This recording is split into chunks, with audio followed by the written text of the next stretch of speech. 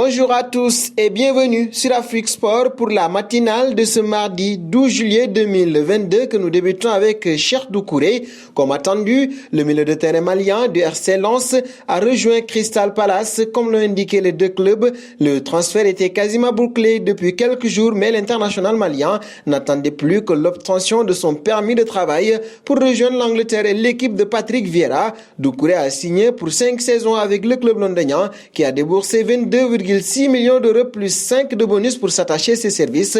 Au total, le Malien a disputé 131 matchs, toutes compétitions confondues avec les 100 et or, en s'imposant ces dernières saisons comme un élément clé de l'entrejeu artésien. Et nous passons à Riyad Mahrez, sous contrat avec Manchester City jusqu'en juin 2023. L'Algérien va s'inscrire dans le long terme avec le club anglais. Selon l'équipe, l'ailier algérien est en discussion avec ses dirigeants depuis quelques temps pour la prolongation de son contrat. Les négociations sont en train d'aboutir et devraient déboucher sur un nouveau bail de 2 ans. Riyad Mahrez, il faut le rappeler, est dans le viseur de la Juventus de Turin, du Real de Madrid et du Paris Saint-Germain. Et nous faisons un pas auprès de Gana Gueye, le milieu de terrain de 32 ans qui a encore 1 an de contrat avec le PSG, veut partir et en a fait la demande selon Sabah.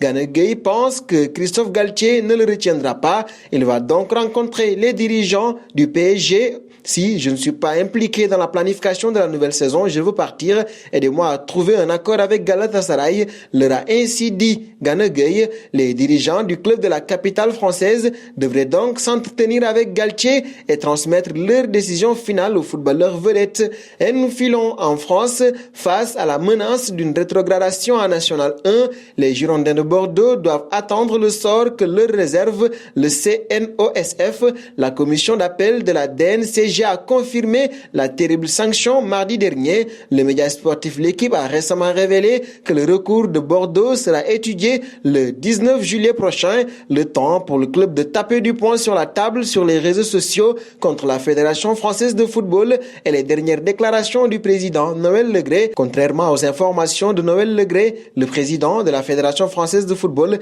vraisemblablement mal informé, Bordeaux n'est pas en cessation de paiement et c'est la justice qui le dit. La Fédération française de football a refusé de tenir compte d'un plan de financement avec un avis favorable du tribunal de commerce le 4 juillet dernier qui sécurise les 40 millions d'euros et assure le budget pour la Ligue 2 avec toutes les garanties nécessaires, souligne ainsi le club français. Et nous passons en Italie à la Juventus.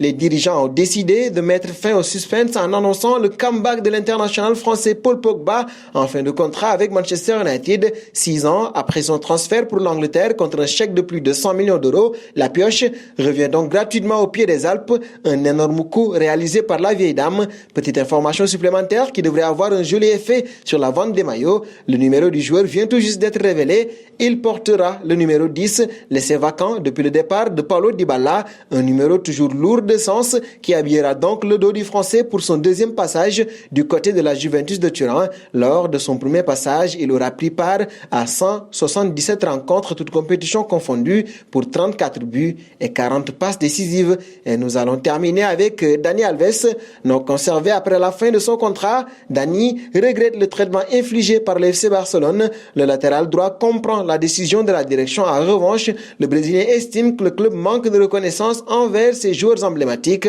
Le Barça se fiche des personnes qui ont marqué l'histoire du club. En tant que coulé, je voudrais que le Barça fasse les choses différemment. Je ne parle pas de moi, ma situation était différente, confie-t-il. Dani Alves fait sûrement référence à son ami Lionel Messi, qui n'a toujours pas reçu d'hommage depuis son départ forcé l'été dernier. Et dans une moindre mesure, une autre légende comme l'entraîneur Ronald Koeman n'a pas eu droit au meilleur des traitements. Et nous arrivons au terme de cette matinale que nous bouclons donc avec la question du jour. Pensez-vous que Dani Alves a raison de s'en prendre au Barça? Vos réponses seront attendues en commentaire. En attendant, n'hésitez pas à vous abonner sur Afrique Sport pour ne rien manquer des informations autour du mercato.